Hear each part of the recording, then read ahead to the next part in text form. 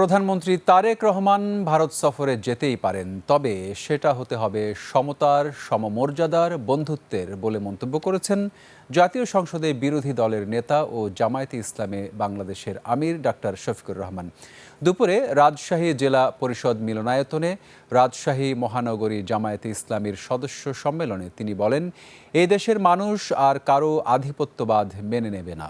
এদেশের মানুষ চায় ভারতের সাথে সম্পর্ক হোক বন্ধুত্বের, সমমর্যাদার, সমতার ভিত্তিতে। তিনি বলেন, প্রধানমন্ত্রী তারেক রহমান একই সাথে সরকার প্রধান ও দলীয় প্রধান।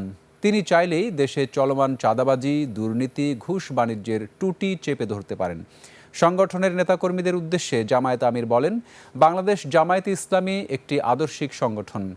এই সংগঠন দীর্ঘ সময় ধরে এদেশের মানুষের মাঝে ইসলামের দাওয়াত ও আদর্শ সমাজ এবং রাষ্ট্র গঠনের জন্য কাজ করে যাচ্ছে।